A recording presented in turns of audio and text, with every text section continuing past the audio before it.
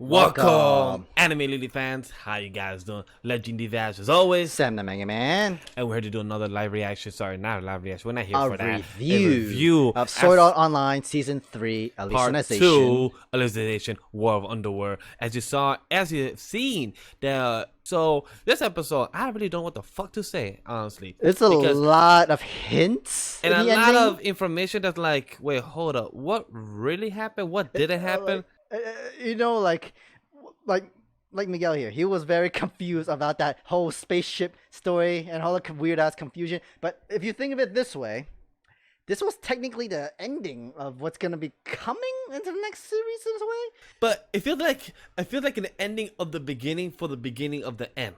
That's what it felt like. So, yeah. Because it really is like leading up to the grand finale of SAO as a whole. Yeah. That's what it feels like. Because this was literally the ending of Alicization War of Underworld. But now it feels like the beginning of Star Wars. Yeah. No, like, you're right. It was like it went from Hobbit to Star Wars right there. And it's just like, hey, we got spaceships and we're flying. We got missiles and there's aliens. Okay, cool. Can we still be knights and kick ass and just throw out laser beams and slashes and stuff? Like, because okay. Because like, if we see a Lord Grievous or like freaking Obi-Wan or something like this, I'll be like question like, did we just become Star Wars now? Which at the end, like season 2 of SAO, it felt like it was Star Wars because when Kirito literally was technically supposed to fight with a gun, but somehow he found a little loophole and fought with a sword that's purple. Like, are you supposed to be Samuel Jackson or something like that? I mean, in a way. But overall, as a 2-part episode, we saw 10 and 11, or technically 21, 22. On a serious note, it was good, entertaining. A lot of story bits you could tell was left out because they had literally time forward of months or weeks or days fast forward. Months, but I think. Yeah, well, we can't really tell if it was, because for me it felt like days was fast forward, months, weeks was like, fast forward, and months fast forward. It was like 2026 January or whatnot, and then like up to now when Alice woke up Kirito, it was like August. Well, like I said, for you it was 24 months. For me, it felt like some days. If you were to like look at the clock and for me, it was days and weeks or months fast forward. But you know what's reality? You just watch all of that within less than an hour. Well, yeah. Again, for me, it felt like days, months, or weeks was fast forward. But that's Inception. But the beautiful thing that I love most important was we saw Kirito's parents. In anime, we barely ever see parents. It's true. So they either die, only one of them is left, they get killed, and help build character development. A lot of shonen jump kind of stuff. But then this is not shonen, no. This is all web light novel series, actually. But the beautiful thing is that we saw the parents, and to actually give their own perspective, how they feel for Kirito, the mom, and how the dad, and also how Kirito technically just changed his perspective. Because back in the first the first part of Alicization, he told Mr. Kiku, and by the way, I hate him because I thought he was dead, but then literally 20 seconds later, he's alive. You just want to avoid charges, bro. Wouldn't you want to do that if you're a criminal? Like, oh yeah, I'm really dead. Okay, no charges filed. Well, technically, he wasn't really a criminal. He just did something of a secret government thing that Japan approved, but didn't want to approve publicly. So the best thing to avoid it was for him to be seized dead. Have you met the United States secret government? They do it worse, but hey. But I know it's worse. I'm not gonna say more. It might take us that. But yeah, like think of that situation. It's still the same. It's a war crime. It's still criminally inactive. Well, before we continue with Mr. Kiko and the government stuff of Raph and Turtle, one more thing about the parents. I love what Kirito told them, like, hey, I don't want to go to America no more. Which after what they just did, no. To him, that could be a reasoning, but they're not going to tell his parents, like, hey, technically I was about to be assassinated and everything, killed and everything, and by a guy named Prince of Hell and so on. But hey, he didn't really tell them that. It's because he has his reason, because he wants to protect Raph. He also wants to protect the War of Underworld. Well, so he has his own reason anymore. Now it's all about the Turtle Beach organization base. So it makes sense for that. And Alice felt very emotional about that, so that was really dope. Also, I love the quick scene about the dojo. That was really dope. Like, they literally fought and literally broke the wooden swords. That was pretty cool. She had the ultimate condition. My girl's a robot. Literally any headbutt. Even if that sword were to hit her arm or head, whatever, it would have already break regardless. That was amazing. The fight overall, regardless, like I said, was still dope. But she wanted to kiss him, man. She definitely did. Because, the twitching eye thing. Wait, quick question. Out of curiosity, can I bring my wife, Asuna? She was like, You lucky your kid is over there. Like And what? I'm not talking anything, that stuff like that. And jealous. Sure.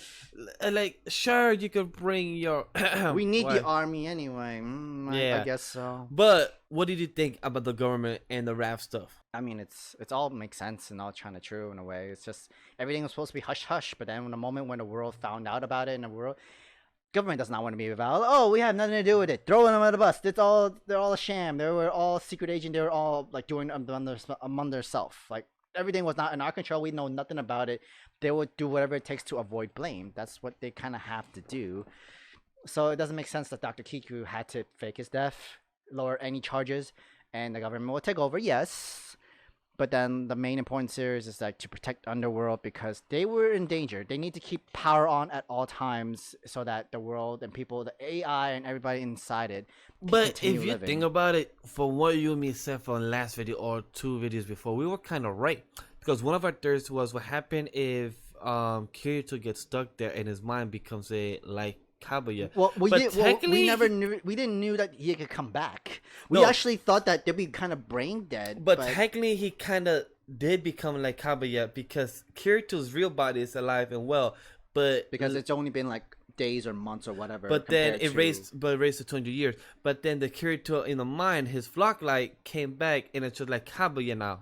Yeah, I'm guessing. So here's the thing: like when it came to Alice in that 200 years, it means she died. She couldn't make it. And to like continue like having a brain of 200 years of age, you would think that you're kind of Asuna first. Yeah, but and then with Kirito was the first human ever to live out 200 years past his time. Mindset and still able to talk, kind of like tell him everything, like as much as information he could, but at the same time he can't release all the information. And then unfortunately, a copy was made of all his memories and data and everything. And I like how Mr. Higa said himself, like he's curious to see how this is because what happened if him and Mr. Kaguya seems to meet each other. He's curious to know what will happen, and he's a scientist. If you're a scientist, you have the mind of a curiosity. Engineer too. So all those things for you, you have curiosity to how things would develop. You want to see the evolution. So that's what he's curious about it.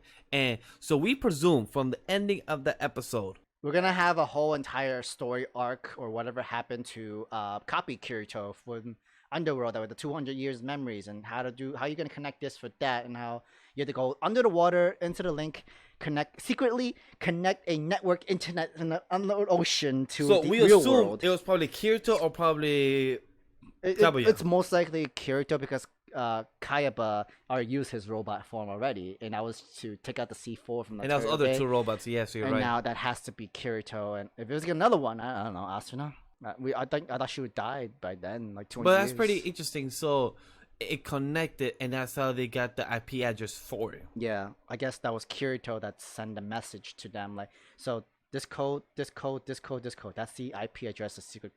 Again, I'm still lost about your gateway.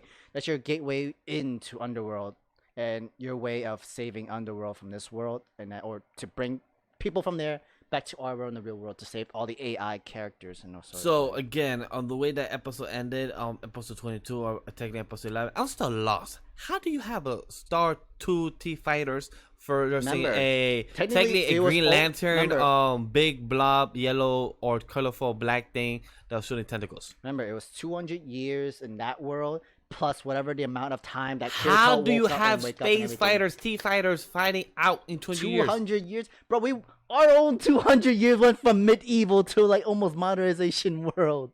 Think of it now, from our 2020 to 1800s. We were still in medieval day at that time. Come on. Okay, I kind of. Come on. Well, we don't have T fighters in space. We have them in the air, but in space. Yeah. We missed our Back to the Future time. All right, we failed. All right, we failed. Okay. But still, overall, this was an interesting questionable. I probably have to rewatch this to fully understand what the hell just happened. I might do that, or I might just rewatch it once Progressive comes out, or Progressive is going to be or really when it's finally finished, that entirely last arc of the Intelligence War ends series from the light novel and everything, and that way you can have the anime adaptation for it. Yeah, because I also want to read it. Maybe manga. If you guys could put in a link of if there's a manga version where I could read it and also see art as well, that'd be amazing. Because I want to know what plot holes they missed. That'll be totally great information for us to know. Hopefully we cover everything of the last 2 episodes, and overall we have enjoyed War of Underworld Part 2 and Part 1. And Part 1, it's been a trip. We've been live reacting to this and enjoying this for almost 2 years, guys. 2 years that we have been enjoying this. And we can wait another 2 years for 2022. And we hear it's actually really good. It's almost much better than the first entire season. Well, it makes sense. He wrote that 10 years later, so it makes sense. You have improving your writing. But we'll have to watch for ourselves and see how it's gonna go. So, guys, fans of SAO, thank you guys for being here. If you want any more content, let us know what you guys want to see from us. Let us know if it's like a watch through of Order and Scale, commentary type of thing, because we have seen it before. So let us know what you guys think, what you want to see. Maybe us rewatching season 1, anything like that. It's a little binge, maybe something like that. Let us know in the comment section below. Like the video, subscribe, press the button if you upload videos. Other than that, guys, see you guys next time. Peace.